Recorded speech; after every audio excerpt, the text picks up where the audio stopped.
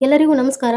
ಯಾರೆಲ್ಲ ಅಭ್ಯರ್ಥಿಗಳು ಸರ್ಕಾರಿ ಶಾಲೆಯ ಶಿಕ್ಷಕರಾಗಿ ಸೇವೆ ಸಲ್ಲಿಸಬೇಕು ಅಂತೇಳಿ ಕನಸನ್ನ ಕಾಣ್ತಾ ಇದಿರಲ್ಲ, ನೀವು ನಿಮ್ಮ ಒಂದು ಅಭ್ಯಾಸವನ್ನ ಚುರುಕುಗೊಳಿಸಿ. ಯಾಕಂತಂದ್ರೆ ಈ ನ್ಯೂಸನ್ನ ನಾವು ಡೈಲಿ ನೋಡ್ತಾ ಇದ್ದೀವಿ. ಅಂದ್ರೆ 15,000 ಶಿಕ್ಷಕರ ನೇಮಕಾತಿಯನ್ನ ಶೀಘ್ರವೇ ಭರ್ತಿ ಮಾಡಲಾಗುವುದು ಅಂತೇಳಿ ನೀವು ಕಳೆದ ಒಂದು ವಾರದಿಂದ ಹೆಚ್ಚಿಗೆ ನೋಡ್ತಾ ಇದ್ದೀರಿ, ಹೌದಲ್ಲ?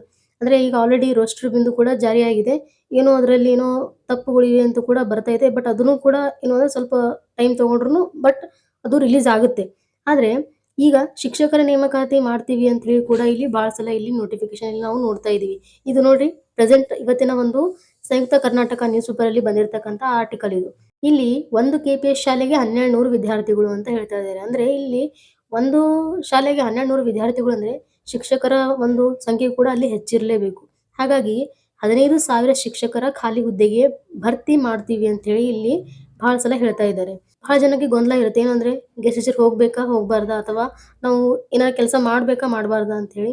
ನೋಡಿ, ಆರ್ಥಿಕವಾಗಿ ಆಲ್ರೆಡಿ ಪ್ರಾಬ್ಲಮ್ ಇರೋರು ನೀವು ಗೆಸ್ಟ್ ಟೀಚರ್‌ನ ಜಾಯಿನ್ ಆಗಿ ಕೆಲಸ ಮಾಡಿ. ಈಗ ಕೆಲಸದ ಜೊತೆನೆ ನೀವು ಸ್ಟಡಿನೂ ಮಾಡಬಹುದು. ಪರ್ ಡೇ 5 ಟು 8 ಅವರ್ಸ್ ನೀವು ಸ್ಟಡಿ ಮಾಡಿದ್ರು ಕೂಡ ನೀವು ಎಕ್ಸಾಮ್ ಅನ್ನ ಈಸಿಯಾಗಿ ಕ್ವಾಲಿಫೈ ಮಾಡ್ಕೋಬಹುದು. ಡೈಲಿ ನೀವು ಒಂದು ಟೈಮ್ ಟೇಬಲ್ ಅನ್ನ ಫಾಲೋ ಮಾಡಬೇಕು. ಡೈಲಿ ನೀವು ಪ್ರತಿಯೊಂದು ಸಬ್ಜೆಕ್ಟ್‌ಗೂ ಕೂಡ ನೀವು ಟೈಮ್ ಕೊಟ್ಟಿದ್ದೇ ಆದ್ರೆ ನೀವು ನಿಮ್ಮ ಒಂದು ಶಿಕ್ಷಕ ಹುದ್ದೆಯನ್ನು ನೀವು ಪಡಿಬಹುದು. ಹಾಗಾಗಿ ನಿಮ್ಮ ಒಂದು ಅಭ್ಯಾಸ ನಿರಂತರವಾಗಿ ನಡೀತಾ ಇರಲಿ. ಹಾಗೂ ನಮ್ಮ ಒಂದು ಚಾನೆಲ್‌ನ ಸಬ್ಸ್ಕ್ರೈಬ್ ಆಗಿಲ್ಲ ಸಬ್ಸ್ಕ್ರೈಬ್ ಮಾಡ್ಕೊಳ್ಳಿ. ಮತ್ತೆ ಸಿಗೋಣ ಹೊಸ ಒಂದು ನೋಟಿಫಿಕೇಶನ್ ಜೊತೆ.